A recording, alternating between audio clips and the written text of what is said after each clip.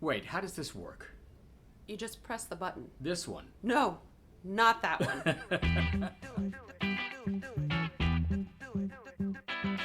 You're listening to Press the Button, a Ploughshares Fund podcast dedicated to nuclear policy and national security. Everything seems impossible till it happens. Everyone would be affected by a nuclear war. Our government is planning to spend trillions of dollars to develop new nuclear weapons that we don't need. You can't win a nuclear war. We are all experts on nuclear weapons because we are all going to be affected by those nuclear weapons. And here's today's guest host, Michelle Dover. Thank you, Del. I'm Michelle. I'm Director of Programs here at Ploughshares Fund, and I am lucky enough to get to guest host while Joe is out on extended leave in California. As you might have remembered from our previous episodes, we held our chain reaction event last week in San Francisco. It included a standout keynote address by Beatrice Fein, who started with the story of the nuclear origins of Godzilla, and ended with the role that University of California plays in the U.S. nuclear weapons program. But for today's podcast, we will have a special interview with former National Security Advisor under President Barack Obama, Ben Rhodes, who is now a co-host of the podcast Pod Save the World. You might have heard of it. And this interview is especially important because we will be discussing with him the successes and setbacks of Obama's nuclear policy and the lessons learned during that time period, something that we hope we can use in the years ahead. This will be the first in a series of interviews on this subject, and we're really excited that this is the kickoff. But first, the news. And now, early warning, early warning, early warning, early warning. A 7-minute synopsis of this week's nuclear news. It is a very warm summer day here in D.C., and today we are going to be talking about Iran and Congress's actions on the military spending bill. I am here with Mary Kaszynski, Deputy Policy Director here at Ploughshares Fund, and Erica Fein, Advocacy Director at Win Without War. Welcome, ladies.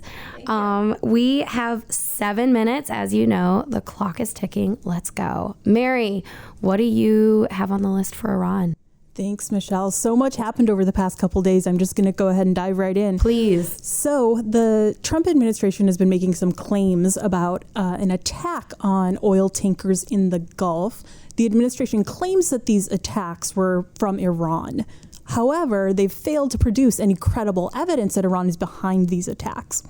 It's hugely concerning because, of course, the administration has indicated that they want to take some military action against Iran. But again, the only evidence they provided of Iranian threats are some very grainy videos, and they haven't really produced any credible evidence. We've all seen the videos, we've all heard what the administration is saying, but it's all talk and no evidence. Fortunately, members of Congress have been demonstrating, some clear skepticism, as well as our allies, that, if the Trump administration is going to take military action, they need to provide solid evidence that Iran was behind these attacks. So far, zero evidence. Something we'll keep an eye on. And wasn't there also a nuclear-related story as well? Yeah, so Iran has also announced that they may begin to take steps to pull back from the limits of the nuclear agreement. They made this announcement several weeks ago, but they reiterated again this week that unless the Europeans provide some sanctions relief or some benefit from the nuclear deal that so far Iran has not received, because the Trump administration withdrew from the deal and reimposed sanctions. So unless the Europeans provide some sanctions relief, Iran may start to breach some of the minor limits of the deal. For example, stockpiling low-enriched uranium. It's Iran essentially pushing the envelope and trying to perhaps build up some leverage for new negotiations with the West. That's what it looks like for now. Iran could take some more dangerous steps. So far, it's just announced these very minor reversible steps that it might take within the next 10 days or so. So not a new story, reversible, something to keep an eye on.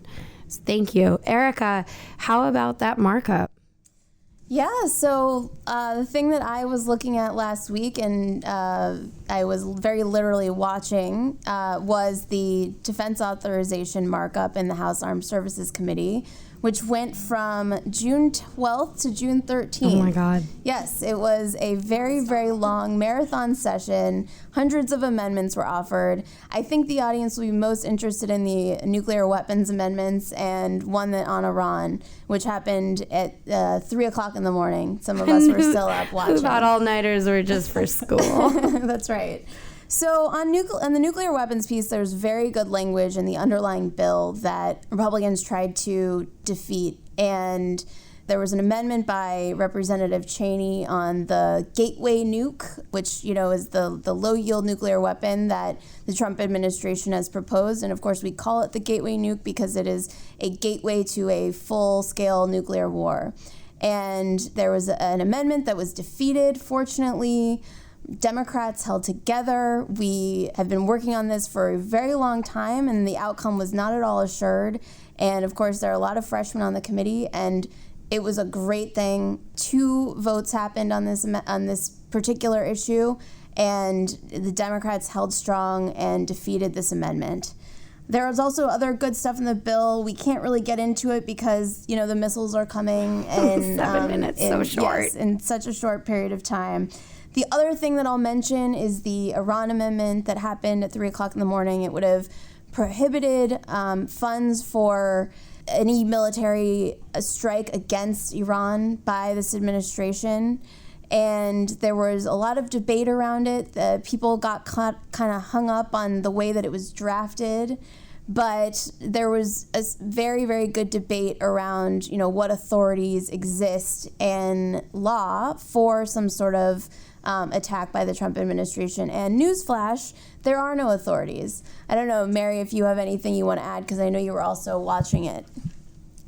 Yeah, so it was a really interesting debate between some Republicans on the committee and Democrat Elissa Slotkin. Some of the Republicans alleged that the Trump administration is not making a case for war with Iran under the 2001 AUMF, a currently existing law. However, Slotkin pushed back very hard and said, no, in fact, in closed-door briefings, Secretary of State Pompeo has tried to make the case that the administration already has authority under this older legislation, which very clearly it does not. Military action against Iran is not authorized, and there was clear consensus on the committee, at least among Democrats, on that point. But it's very scary. It's very concerning that the administration is already trying to lay the legal grounds for military action against Iran without coming to Congress. And Erica, will there be any follow-up actions this week? Yeah, so, just real quick on the NDAA piece, we do expect that there will be additional votes on the House floor on the Iran issue, because there was an agreement by Chairman Smith to bring this up on the floor. And we'll see that probably come up after the July 4th recess. And not to confuse things, but this week there will be the appropriations bills are on the floor, so the defense bill and the energy and water bill, which has nuclear weapons funding in it. And we are going to once again see an amendment from Representative Cheney on the gateway nuke, and we'll also see an amendment to cut money for the new nuclear air-launched cruise missile, which is something that this community has been strongly against, and we hope to see a good outcome on that. So, more action. The fight is not over yet. Mary, any final stories? So a really interesting report that just came out from the Stockholm International Peace Research Institute found that global nuclear weapons inventories have declined over the past year, which sounds like it's really good news. But in fact, that's a little bit misleading because of nuclear weapons modernizations by all of the nuclear weapons states, and because of programs like the Gateway Nuke that Erica mentioned, what we're actually seeing is a new nuclear arms race. It's just a little bit different from the arms races we've seen in the past. Instead of numbers of nuclear weapons, we're talking about more powerful nukes and new nukes and modernized nukes. So yes, nukes are declining overall, but in reality, we are looking at a very dangerous new nuclear arms race. And with that, our time is up. Thank you so much, ladies. Thanks Look for having forward me. to talking next week.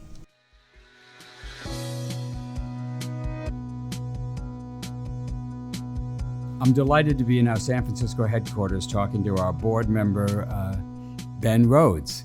Good to be with you, Joe. Thank you very much for... Fellow podcaster. Yes. You are very kind. I'm not in your league. By the way, we don't see each other very often, but I feel like we do because you're in my ear all the time. Yeah. I listen to Pod Save the World religiously every week. It's you and Tommy Viter. You're with me on my runs. You're with me on my walks. It's a way for us to keep in touch. It's great. So I wanted to talk with you a little bit about your experiences as Deputy National Security Advisor to President Barack Obama, particularly on the issues of nuclear policy. And for those people who haven't read your book, The World as It Is, can you tell us just a little bit about how you ended up being Deputy National Security Advisor? How'd you start off with Barack Obama? Well, the key to becoming Deputy National Security Advisor is I never had a plan to become Deputy National Security Advisor, or else it never would have happened. I was somebody who was motivated to get into the line of work of foreign policy, international relations on 9/11. I was on a totally different track. I was getting a master's degree in fiction writing, actually, which ended up causing me a lot of grief over the years from the Republicans. But that aside, I worked for Lee Hamilton, who was a real senior statesman in the Democratic Party for 5 or 6 years, on the 9/11 Commission, on his work at the Wilson Center, a think tank in D.C. But then I felt motivated. The only way you make change is if you change the people in office. And so I felt compelled to get on a presidential campaign. And I went to work for Obama as a speechwriter, focused on foreign policy, and also as kind of the staffer in the campaign headquarters who knew something about foreign policy. And I ended up kind of picking up these different responsibilities. There was the speech writing, some communications, briefing, then Senator Obama, developing some of the policy. And I worked on a speech on nuclear policy during that campaign. And so I was working with all the policy advisors. And so by the time I came into the White House, I had developed this kind of eclectic set of responsibilities where he was comfortable with me as someone who knew what he wanted to say and how he wanted to say it and what his priorities were. And that became my Deputy National Security Advisor role. Wonderful. So one of the key areas you were dealing with was nuclear policy, not from the campaign and then the April 2009 Prague speech. And I was sort of working on the outside. We would talk at those points, and we all had the same ambition. I thought the program that President Obama laid out was brilliant, was exactly what we needed to do, but he was only able to accomplish a fraction of what he intended. So what I'd like to do is spend the rest of our time together talking about lessons learned. Yeah. Knowing what we know now, what should we do differently if we get another chance? If a president is elected in 2020 that shares that Obama agenda, how would they go about implementing it more fully than the president was able to? Yeah. Well, the broad comments I make at the beginning, first of all, what went right is you had a president who cared about these issues.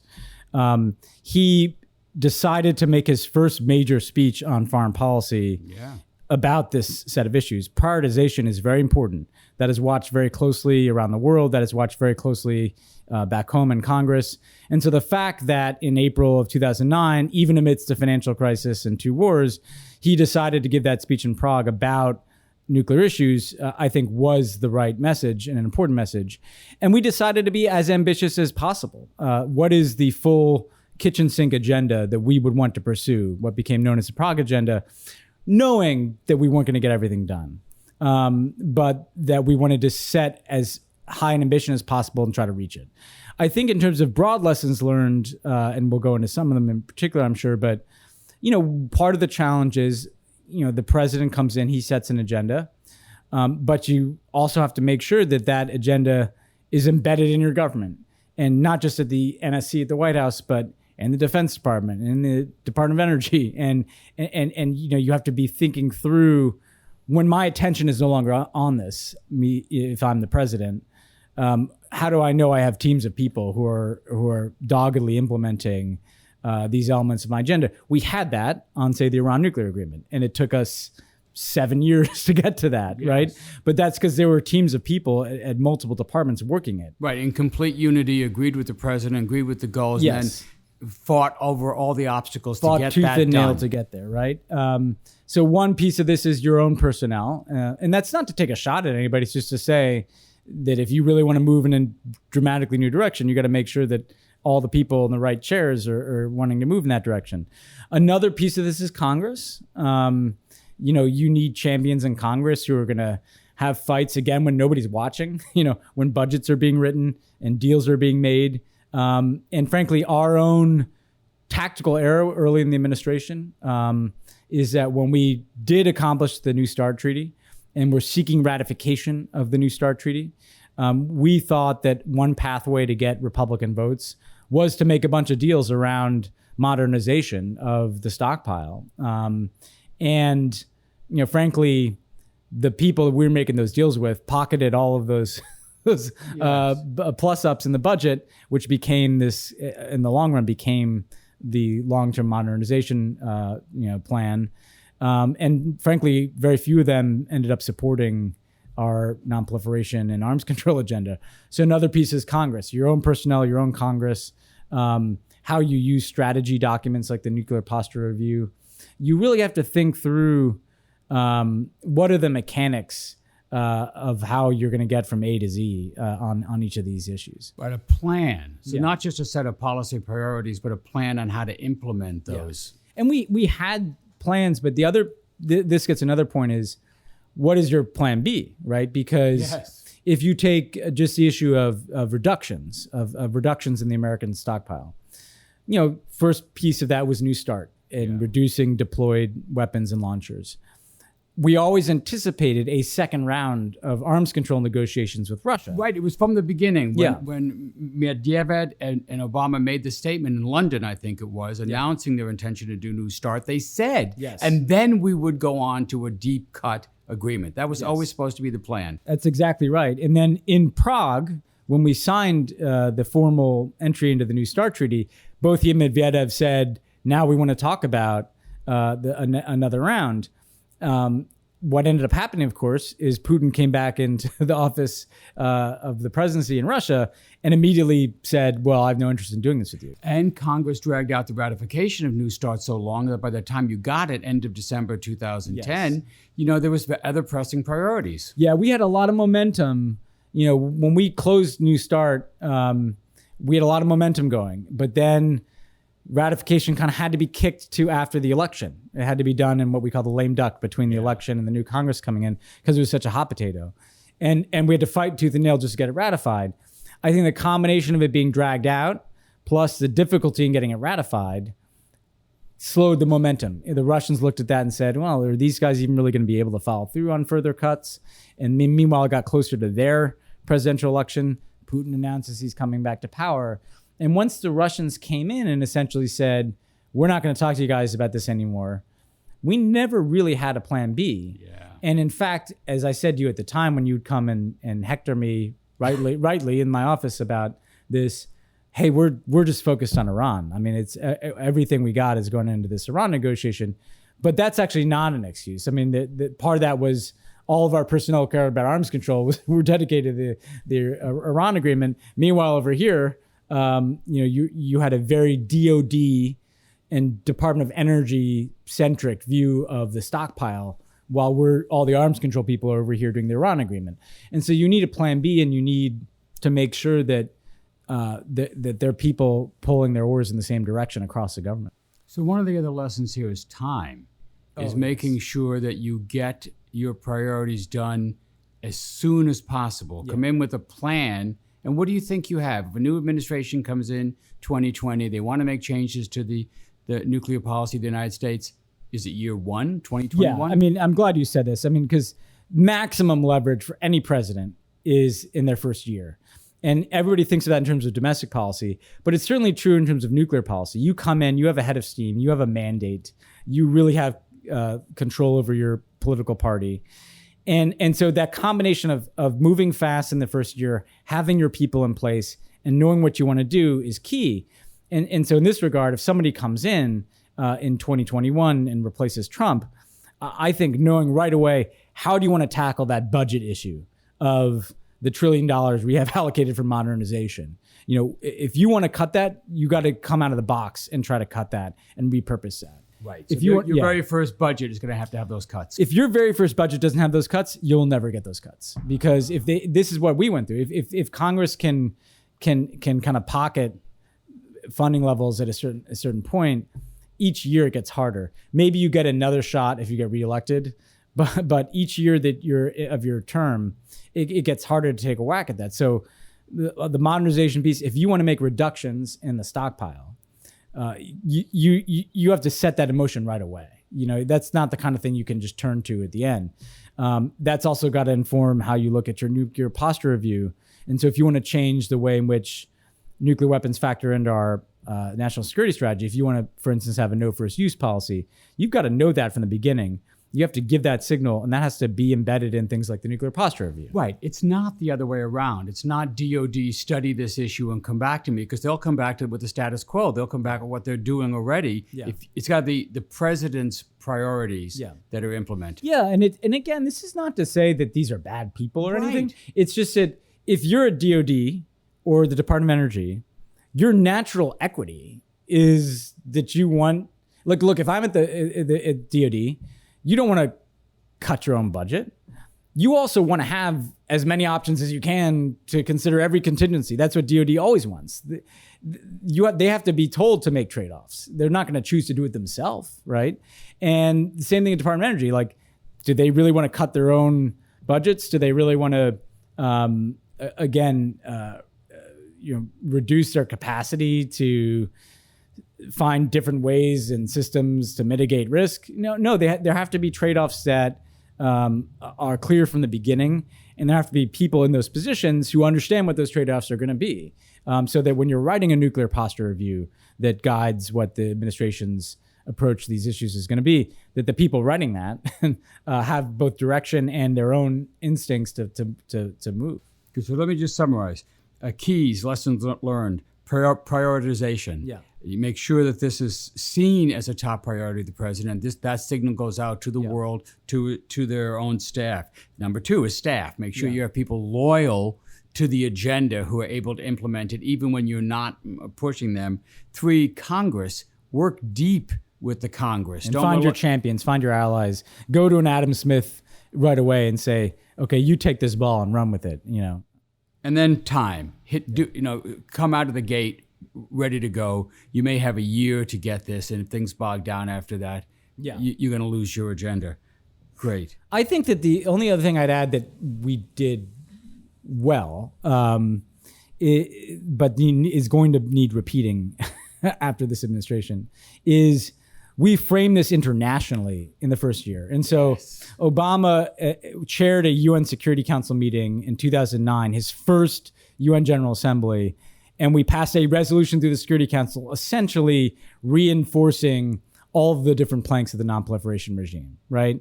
And so we framed everything we were doing, from New START to the what became the Iran negotiations to how we dealt with North Korea, all around the global non-proliferation regime. It was not just some U.S. bilateral issue with Russia or Iran. We reinvigorated from the outset the framework for how the world deals with these issues. That is going to be badly needed after 4 years in which we've seen withdrawals from arms control agreements and kind of the atrophy of that. Right. regime. So you just added 2 new elements: vision, which Obama did better than anyone I've ever seen since Kennedy. I mean, I never thought I was going to live to see a president make that kind of speech in Prague. I mean, and then I guess the other multilateralism element is right, embedding it in the liberal international order, the multilateralism, the framework, the structures, so that it fits in and everything's reinforcing and it works. So I remember, let me just stop asking a question and make a statement for a second.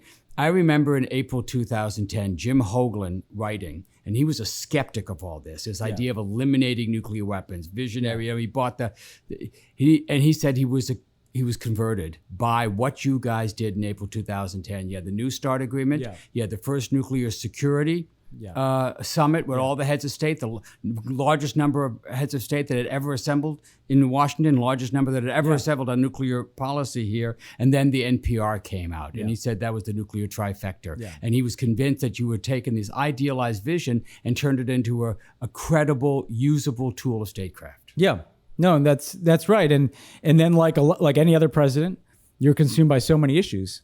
Yeah. And this is my point about when the president of the United States is going to have to inevitably pay attention to the Arab Spring or a debt ceiling crisis or a sluggish economy that we have to get moving, you have to know that the wheels of government will keep turning. And again, for us, what ended up happening is they kept turning on the Iran agreement, right? Yes. But on some of these other pieces, reductions, some of the blocking and tackling around international cooperation, the fissile material cutoff treaty that we wanted to pursue, the CTBT that we wanted to send to Congress, and certainly the modernization plan, we didn't have enough bandwidth applied to that. So let me just talk about the modernization plan, because this is the now $1.7 trillion modernization plan that began as $88 billion in 2009, 2010, when you were dealing with the Congress and agreeing to this modernization, because everyone agrees, as long as you have nuclear weapons, they better work. Yeah. They better not go off when you don't want them to. Who would disagree with that? Yeah, right, exactly. But you can do that,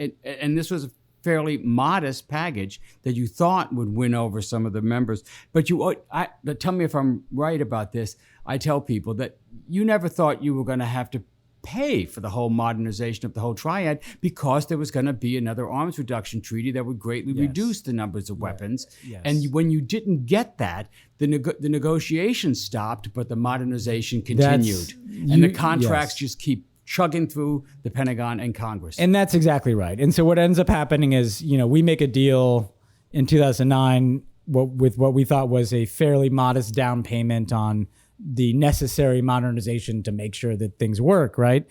By the way, the person we're making that deal with, John Kyle, doesn't support the New START Treaty, becomes a leading opponent of it. But it did help us get people like Bob Corker, for instance, to vote for the treaty. So it probably helped us get ratification done. But then what happens is everybody pockets the momentum of modernization in Congress, in DOE, in the Pentagon, and just starts building out from it. We're thinking we're going to have some additional reductions, and those never materialized because of Putin's hostility to arms control. And we kind of at a certain point lost control of this. Yeah. It was a snowball literally rolling down a mountain. And then frankly, we thought, well, what we'll do is, if Hillary had won, we'll try to take a big whack at this on the way out to make it easier for her to come in and cut this budget. But like a lot of things, once Trump won, that was out the window, and modernization was only going to expand more.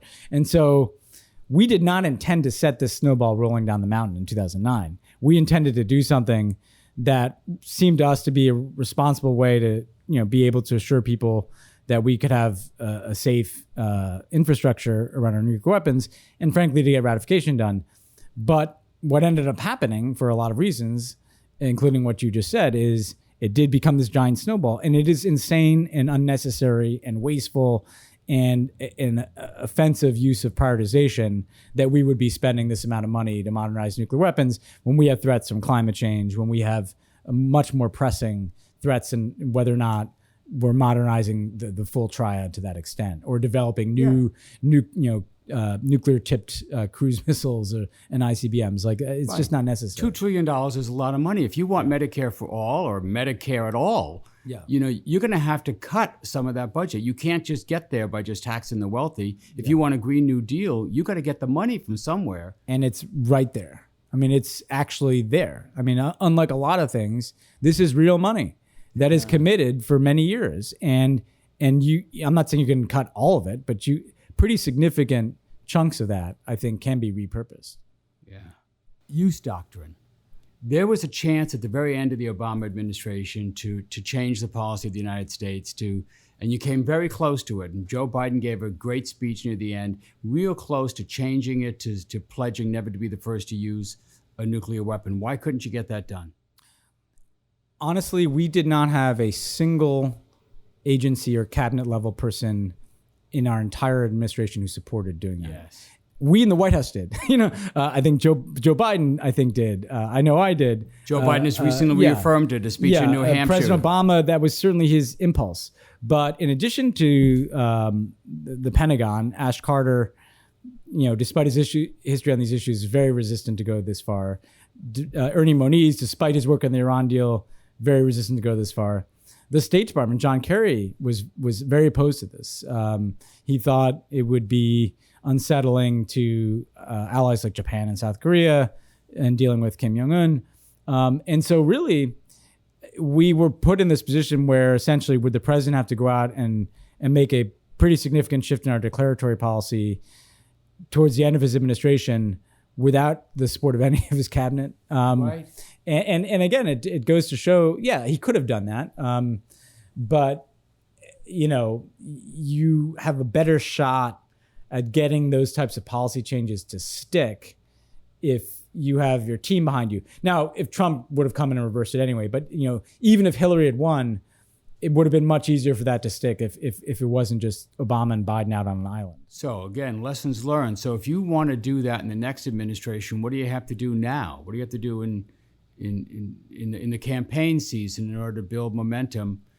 Consensus for such a shift? I think on all these issues, people who care about them have to recognize that campaigns are your opportunity to, number one, get candidates on the record about the positions that they support and will take. And so if you will support a no first use policy, that's a yes or no question that you can put to all these candidates. And because you have candidates like Elizabeth Warren who've shown leadership on this, there's also been a marker set that other people have to reach, and Joe Biden, of course. And so part of this is just getting the candidates on the record.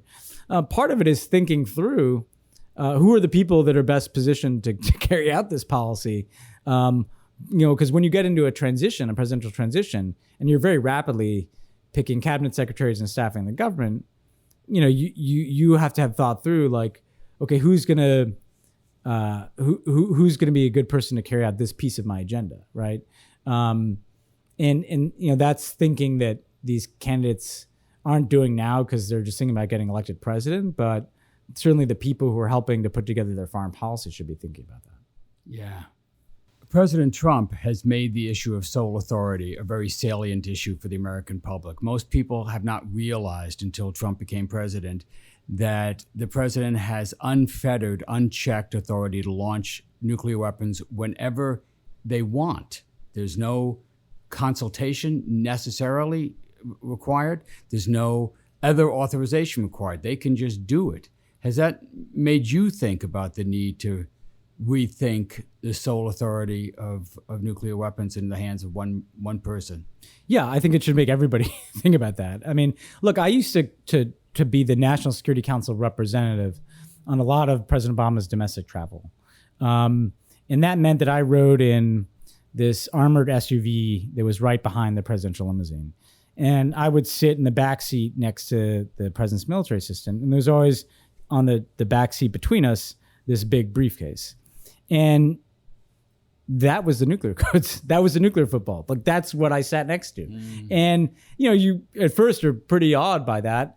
But then you kind of take it for granted. And frankly, I didn't have to worry about it, in part because an incident happened, but also I knew that President Obama, if something happened, would run a deliberative process before making any decision. But now, John Bolton is sitting where I used to sit, and Donald Trump is sitting in that limousine. And I can tell you, like, things can happen. If there's a conflict with Iran, and it escalates very rapidly, and then suddenly there's rockets firing down on Israel, and maybe our embassy gets blown up in Baghdad, and Trump, decides that he's going to just end this once and for all, or let's say something in the Korean Peninsula starts to escalate very rapidly. And then there's a question about, like, well, we could use a nuclear weapon or we could try to de-escalate conventionally. I still think it's a 99% chance that even if President Trump is like, oh, I'm not going to use a nuclear weapon, but there's a 1% chance that it wouldn't exist with a normal human being, that he might just decide to do this. And I think people need to recognize there's nothing between a nuclear war except for Donald Trump's brain. And that should be concerning to people. And there should at least be some check or some process, some chain of command, some congressional notification, some form of break in which people can stop and consider, even for just a brief period of time, do we really want to do this? Especially if it's a first use, right? And so to me, I think, I don't know how anybody can sit here and think that it's rational that a person with the manner of Donald Trump, and we could elect someone like that again, has completely with their own discretion the capacity to destroy life on Earth. Just to be clear, most people are familiar with this from the movies or from history, where we think we're under attack and there's a chain of command that then gets to the president, and the president is brought in to a conference on the phone, at least, with the Joint Chiefs of Staff and with the Secretary of Defense, with the National Security Advisor. But that's when the military calls the president. What you're describing is the other way around, when the president calls the military. And there doesn't have to be the Secretary of Defense. Yeah. He has that football connects him directly to the military command authority. There may be one general, there may be two generals, but that's it between him and the launch. Yes. And they're required to follow a legal order. And in the case of a conflict with Iran, it would be a legal order to use nuclear weapons. It's inconceivable, actually, that a general would deny the president. No, I mean, there could be some hugely dramatic moment where somebody tries to, but why should we really, the whole point of our democracy, checks and balances, is so that you're not just depending on some heroic act of courage from a general to dissent an order. Right. There should be institutional checks on certain powers in our system. Right. If the power to declare war is vested in the Congress, that should include nuclear war. Yeah, and especially, and we can debate the different permutations of this, but at first use? Yes, exactly. I mean, guys, I can make an argument if we're under nuclear attack, maybe the president does need to move as fast as possible, but you might still be able to build in some layers to that. But if the president of the United States just decides, I'm going to escalate this to the use of nuclear weapons, how can we, in good conscience, think that it makes any sense at all that there's not some other process involved in that? August is the 74th anniversary of the bombing of Hiroshima, the first time nuclear weapons were used. Thankfully, there hasn't been another use since the bombing a few days later in Nagasaki. You've been to Hiroshima. You went with the president. Can you share a couple of your thoughts about the visit to that city? Well, it's one of the most powerful moments of my life, and anybody who can go to Hiroshima, and I recognize it's not the easiest thing to do, but should. We flew in by helicopter, which was a little eerie because you're flying in by air. And I remember seeing the shadow of the helicopter on literally the city and thinking about the shadow of a bomb falling. And part of what was so powerful is that we landed, and in the motorcade inn, there were tens of thousands of people there to welcome us. And it was a sign of the reconciliation that had taken place, that he was welcomed as the first U.S. president. But then you also look at the faces and the children, and you can't help but think that all of these people would have just been completely annihilated if this was the day that the bomb dropped. And then you stand, and President Obama stood at the center of the city, and you recognize that every single structure that I could see in my line of sight was something that had been built after this destruction. Putting aside where you are and whether or not we should have dropped the bomb, or certainly I'd say the secondary debate of whether we should have dropped the bomb on a city full of people. What he spoke about that was so powerful is that, if human beings don't limit their capacity to have these kinds of technologies, the nature of human beings is there will be another Hiroshima. I mean, everybody thinks this is just something that happened in the past and will never happen again. But what is it about human being? Why do we assume that human beings are somehow going to mature to a point where they can be trusted with this technology? I mean, look around our world today. Look at some of the people leading countries around the world today, not just here, but in other places. Do we really want to just take the bet that the combination of humanity's impulse towards conflict and towards nationalism and towards dehumanization of others, coupled with the presence and potentially increase of nuclear weapons, that won't result in another Hiroshima? I mean, and when you stand in the middle of that city you see the kind of moral responsibility the United States has, having destroyed that city, to do something about it. Just as Japan accepted a moral responsibility as the aggressor to think very differently about their own foreign policy. So it's not just on us. Everybody has a role to play here. And I think that reintroducing these can appear to be scientific issues or technical issues or military issues. And you go to Hiroshima and it's a human issue and a moral issue. And that, I think, has to be at the root of all of this. Wow. Powerful. Thank you very much, Ben. Thank you for sharing that memory with us. Thank you for taking the time. No, it's great, Joe. I'm glad to be on Press the Button. Yeah. Thank you.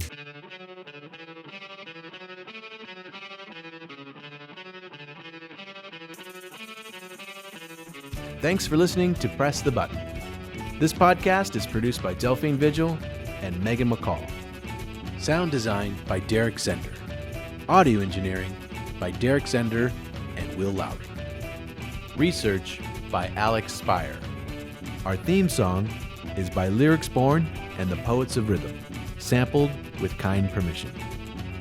Additional music by San Francisco-based bands 17 Evergreen and the Society of Rockets. To continue the dialogue and support our work, visit ploughshares.org.